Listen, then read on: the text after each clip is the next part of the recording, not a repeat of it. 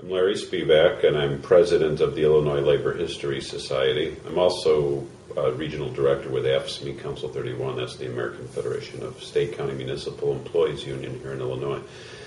The Illinois Labor History Society has been around since 1969 when it was first founded as the Haymarket Workers Memorial Committee with Studs Terkel, Bill Edelman, Les O'Rear, and a number of other men who wanted to recapture the importance of remembering the Haymarket events. And our organization was deeded was given the deed to the Haymarket Martyrs Memorial in Forest Park, which is the most famous labor site in the world, and the statue where the Haymarket Martyrs are, of course, buried, and their family and many, many others surrounding it. That happened in 1971 when Irving Abrams, the last surviving member of the Pioneer Support and Aid Association, was handed the deed over to the ILHS to allow us to keep into perpetuity the monument's care and to be the steward of the monument. And Irving Abrams is important because he was, as I said, last surviving member of Lucy Parsons' organization that founded the Pioneer and Aid Society. Lucy Parsons, the wife of Albert Parsons, one of the martyrs and probably one of the most famous women organizers ever in American history. Lucy Parsons died in 1942 in a house fire in Chicago. That was tragic, where the day after it was found that all her papers were missing, 3,000 volumes of papers and books and many personal writings. And it's believed that either the Chicago police or the FBI took them.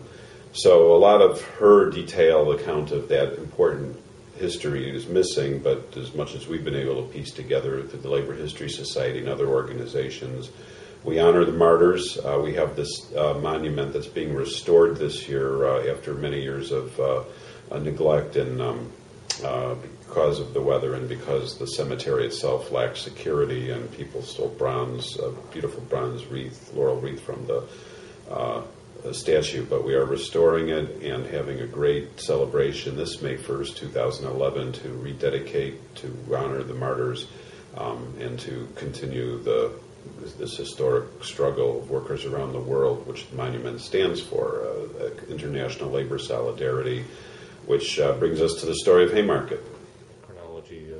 Okay, so start with Lucy Parsons, the wife of Albert Parsons, one of the great martyrs and organizers of the period of the Haymarket affair, was the person who started the Pioneer Support and Aid Association after her husband was murdered by the state, along with the other martyrs. And for those in jail, she wanted to create an organization that gave to the widows, the families, and eventually to create a monument that was dedicated in 1893, the Haymarket Martyrs Memorial, for which the Illinois Labor History Society inherited in 1971.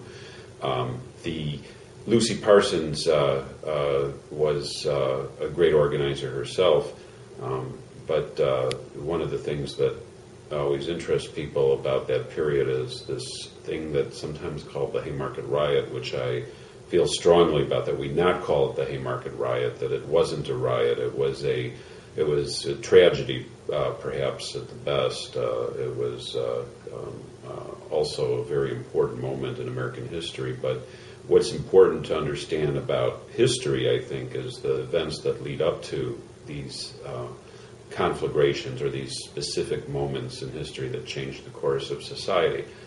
And what we know from that period, of course, is that there had been a call in 1884 by a Federation of Trade Unions that eventually became the AFL. They called in 1884 a general strike for the 8-hour day to occur by May 1st, that is, to win the 8-hour day by May 1st of 1886, and that all workers would be on strike at that point throughout the country. In fact, by April 25th of 1886, 350,000 workers, at least across the country, were on strike. But Chicago is a special place because Chicago contains 1/4 of the organized workforce in the country, the fastest growing city in the country. because of immigration and industrialization. And many of the leaders of the labor movement are in Chicago.